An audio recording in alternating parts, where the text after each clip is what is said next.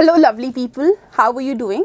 So in this particular video, we'll be discussing everything that you need to know about the CUET 23 exam, whether it is the exam date, whether it is the registration date, the exam pattern, the syllabus, the marking scheme, everything will be discussed in depth. So without any further ado, let's get started. So like I mentioned earlier, CUET is going to be a gateway to all the central universities. That includes Delhi University, JNU, Allahabad University and many other.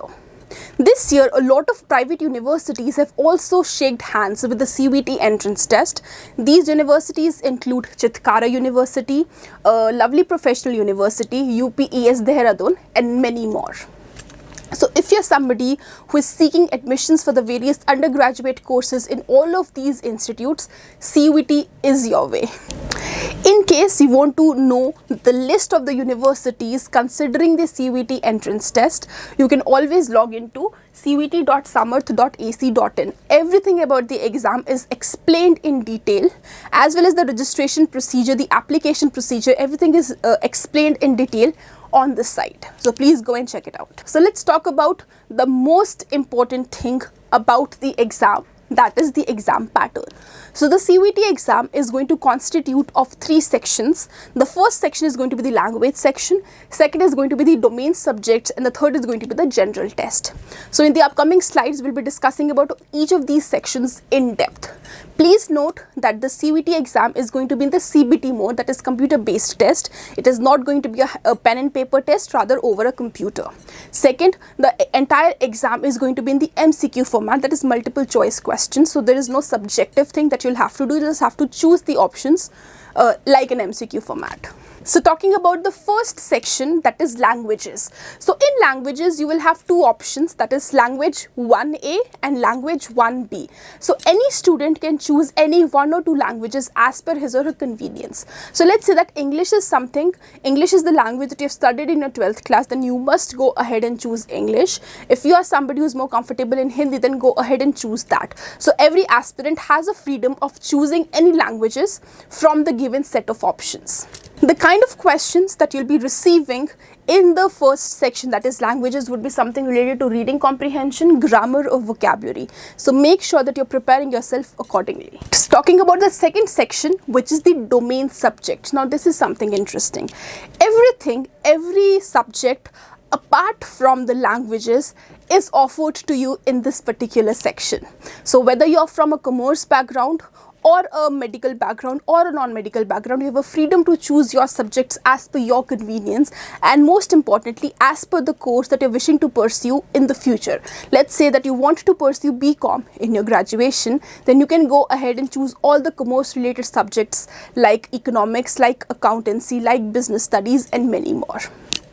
Please keep in mind while you choose the subjects for domain that you're keeping in mind the requirement of the college that you're targeting. For example, let's say SRCC in Delhi University, hypothetically speaking, SRCC in Delhi University gives preference to students who are choosing maths as a domain subject. So make sure that you're choosing math as one of the subjects in the second section. The most amazing thing about the CUET exam is that a student does not have to go out of his way to prepare for this particular exam. Everything that you have studied till your 12th standard will only be asked in these exams. So same goes for the domain section as well.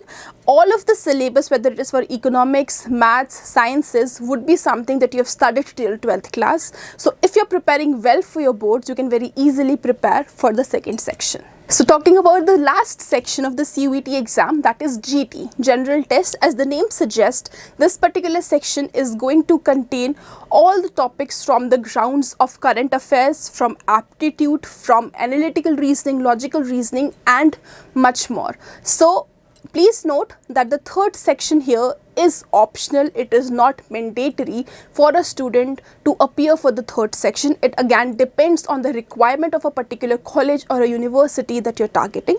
So if they require a student to take the GT exam, then you must go ahead and take this particular section. So here is the notification of Delhi University regarding the section. So let's have a look at it.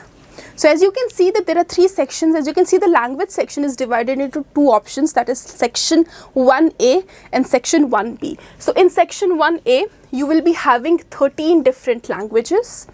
In section 1B, you will be having 20 languages. So out of these, you can choose whatever language you are most comfortable in. So in the section 1, you will be having around 50 questions, and out of these 50 questions, you have to attempt only 40 questions. So you have an option of choosing or leaving the 10 questions that you don't want to attempt. Second is section 2, that is domain specific subjects. So in these domain specific subjects, you're going to have 27 subjects. So out of these 27 subjects, you can choose whatever subjects you're most comfortable in. My suggestion here would be to make sure to choose the subjects that you have in your 12th standard in the domains as well. So in the domain section, there are going to be 50 questions. Out of those 50 questions, you have to attempt only 40 questions.